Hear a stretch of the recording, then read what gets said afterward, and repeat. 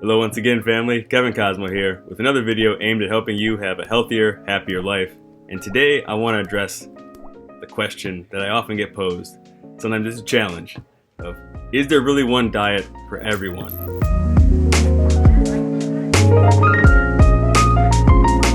I'll admit, there really is no one diet designed for everyone, which is entirely specific, inflexible, completely stereotypical. Yet, this is the key point here, there are overarching principles that apply to all of us. Within that, there's room for tremendous variation, but the principles are few, methods are many, but the principles are true, and few as they may be, we need to know them as they apply to all human beings. For instance, we can easily see when it's not diet, when it's not something we're emotionally attached to. We can easily see when it comes to health. Do all humans need sleep? Of course. Do all species need some type of physical exercise? Of course. So we see that there are some principles that need to be applied by all of us. How about this one? Outside of human beings, so just considering it on a zoological level, do all other species have a species-specific diet that's based upon their anatomy and their physiology, the way they're structured, and the way their body functions? Yes. We may have differences in genetics.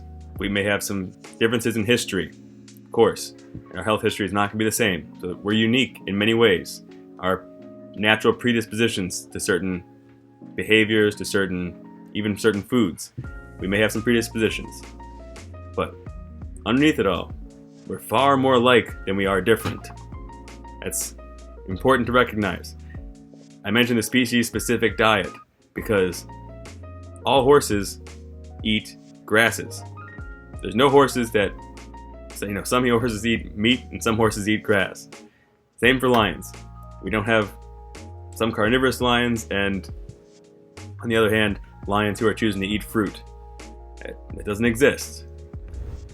A healthy diet represents a means of providing the organism with sufficient nourishment, and in accomplishing this, there can really be 1,000 different variations to that diet. But the main thing is we have to provide the necessary materials in adequate proportions. Too much, it's a bad thing. Too little, it's a bad thing. We're looking for Goldilocks nutrition. So it's important that we get away from the idea that a specific food and a specific diet have healing properties or are special unto themselves. It's the mere presence of nutrients that are needed for the organism. The living function, the living spirit, the living essence is inside the organism. You and I could both eat a banana, and yet my life within is going to take that banana and build it into this structure. Yours is going to do something a little bit different. But it's the internal life that acts upon the food substance. Food goes into this tube that runs from gum to bum. Food goes in there, and then the body acts upon it. Not the other way around. And so, there's no special healing qualities per se from food, but food can supply certain nutrients that are required by the body in order for the body to heal itself. Does that make sense?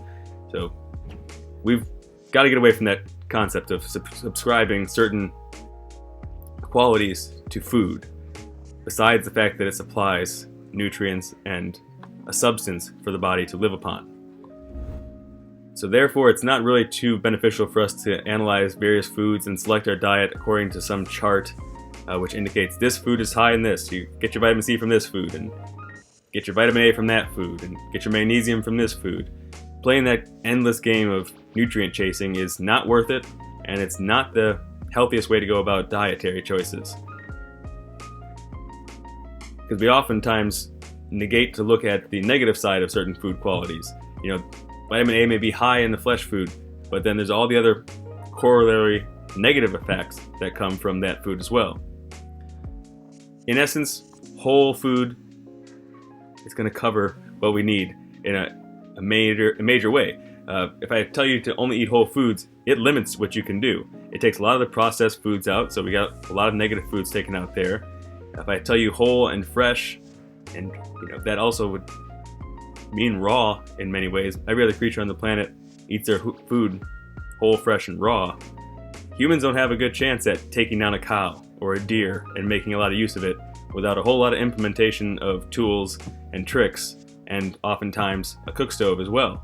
And so if I limit you to whole foods, you're going to be stuck with things like fruits, vegetables, some grains you could consider maybe fermentation, things of that nature, but you're still altering it a little bit at that point. Some tubers, but you're looking at plant-based foods. And as well, so whole food, that's a foundational concept. Most people agree across the board, no matter what diet, that whole foods are a good thing. They got their nutrients intact. We should then also be thinking about simplicity at the mealtime and a wide variety of food throughout the year. And this works to our benefit because we get simplicity at the mealtime, therefore we're getting efficient digestion. We're not looking to try to digest a whole host of different things. We've only got one Erlenmeyer flask in our stomach here to create this chemical melange of digestive juices. And certain foodstuffs require certain alkalinity, certain pH, and other foods require a different level of acidity or a different pH. And so something's going to get compromised when you mix 10 different things into that one Erlenmeyer flask and say, go ahead, body, digest that efficiently right now. The body's designed, again, we're looking at other creatures, we can get our model from nature in many ways. Even omnivores in nature are eating one food at a time when they're hungry until they're full. And then they can move on to the next thing. But the bear is not slapping together, a sandwich of salmon and then honey and berries. That doesn't exist. There's no sandwich tree in nature. There's no pizza tree in nature. There's blueberry bushes. There are peach trees. There are celery stalks, but they don't all combine into one thing. So we're better off eating simple at the mealtime and then having a wide variety throughout the year, throughout the seasons, to ensure that we get nutrition covered on all bases. And to that effect then, most people, as well, if we're looking at dietary similarities, most people can survive and do quite well on 2 meals a day. If I'm just giving you an example of my own life and client's life, 1 large fruit meal and a somewhat large salad meal or vegetable-based meal in the evening with some proteins or fats in the vegetable meal at the end. This works out quite well. It doesn't mean that you can't have 2 fruit meals and a salad at the end, or 1 fruit meal, a salad at midday, and a salad in the evening as well. You can break it up. You can do 3 times a day. But portion control and longevity tend to go hand in hand. Overeating and longevity do not go hand in hand. And portion control in many ways is taken care of. The quantity is taken care of when we take care of the quality of our food choices as well. It's hard to overindulge on bananas or on watermelon or on celery or lettuce on salads or on tomatoes. These things have a lot of water that take up space without calories and a lot of fiber. Again, no calories, but an essential nutrient to allow for healthy digestion and a healthy gut flora and a healthy functioning of our whole digestive tract. You can play with it as you will, but plant-based diets work quite well for the entire human species, and that's why I'm mentioning those as the foundation. Even long-lived cultures, if they have some animal foods, it's minimal. We're looking at centenarian cultures. We're looking at Okinawans, Abkhazians, the Hunza, the Vilcabambans, and the Tarahumara in Mexico. These cultures are based upon plant-based eating. So it seems like we'd be better off to learn from people getting the results that we want. As I mentioned, if you want to get a sample menu or more ideas of how to implement this, on my website I've got 10 days of sampled eating, breakfast, lunch, and dinner, on a vegan diet or on a raw vegan diet. Both examples are there for you. So feel free to go there, download that, and get an idea and give it a sample. Living this lifestyle is probably the best evidence I can provide you. I could talk to you about it, I can give you the reasons, I can give you the scientific proof, but experiencing it, that's the best. And but you have to do it in a healthy manner. You can do a plant-based diet horribly unhealthfully, and live off of processed foods and live off of a whole host of things that aren't really health forming but happen to be plant-based. So when it comes to one diet for everyone, yes, it's going to lean towards plant-based for darn sure. It's going to be plant-based, but at the same time, you have to do that in a mindful manner. It's got to be on whole foods. We want our children eating fresh fruits and vegetables. That's the game. That's the health stuff. No one really seems to debate that. People will debate whether dairy is healthy for you, whether cheese is good for you, whether bread is good for you, whether meat is good for you.